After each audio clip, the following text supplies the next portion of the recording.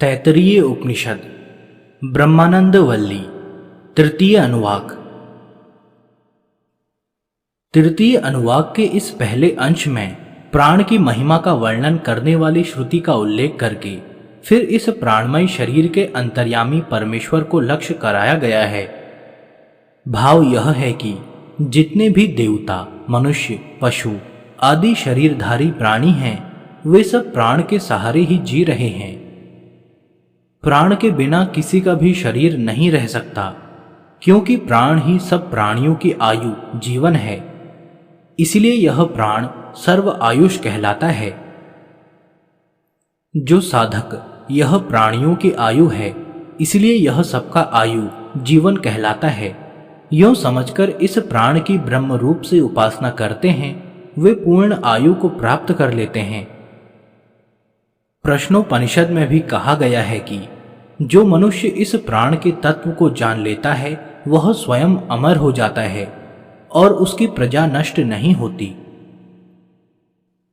जो सर्वात्मा परमेश्वर अन्न के रस से बने हुए स्थूल शरीरधारी पुरुष का अंतरात्मा है, वही उस प्राणमय पुरुष का भी शरीर अंतर्वर्ती अंतर्यामी आत्मा है।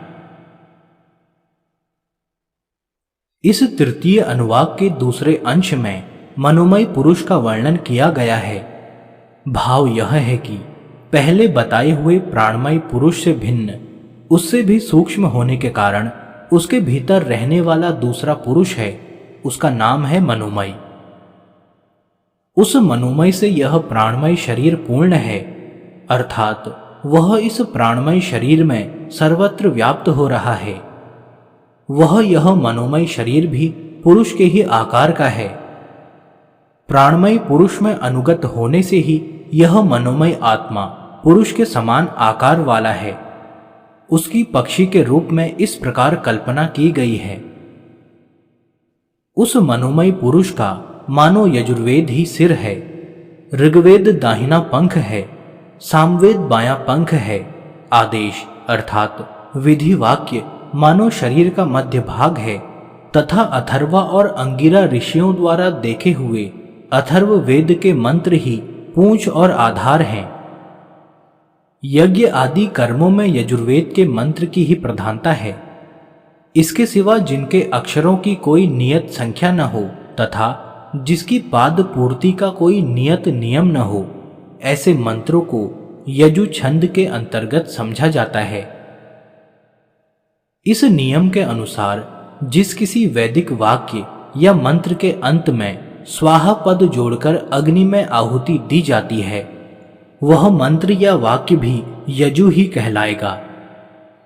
इस प्रकार यजुर मंत्रों के द्वारा ही अग्नि को हविष्य अर्पित किया जाता है, इसलिए वहां यजु प्रधान है।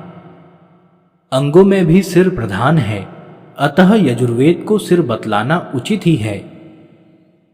वेद मंत्रों के वर्ण, पद और वाक्य आदि के उच्चारण के लिए पहले मन में ही संकल्प उठता है। अतः संकल्प आत्मक वृत्ति के द्वारा मनोमय आत्मा के द्वारा वेद मंत्रों का घनिष्ठ संबंध है। इसलिए इन्हें मनोमय पुरुष के ही अंगों में स्थान दिया गया है। शरीर में जो स्थान दोनों भुजाओं का है, वही स्थान मनोमय पुरुष के अंगों में ऋग्वेद और सामवेद का है। यज्ञ यागादि में इनके मंत्रों द्वारा स्तवन और गायन होता है, अतः यजुर मंत्रों की अपेक्षा ये अप्रधान हैं। फिर भी भुजाओं की भांति यज्ञ में विशेष सहायक हैं, अतएव इनको भुजाओं का रूप दिया गया है। आदेश अर्थात विधि वाक्य वेदों के भीतर हैं, अतः उन्हें ही मनोमय पुरुष के अंगों का मध्य भाग बताया गया है। अथर्व वेद में शांतिक, पौष्टिक आदि कर्मों के साधन मंत्र हैं जो प्रतिष्ठा के हेतु हैं, अतः उनको पूंछ एवं प्रतिष्ठा कहना सर्वथा युक्ति संगत ही है। संकल्प आत्मक वृत्ति के द्वारा मनोमय पुरुष का इन सब के साथ नित्य संबंध है, इसलिए वेद मंत्रों को उसका अंग बताया गया है। यह बात सदा स्मरण रखनी चाहिए।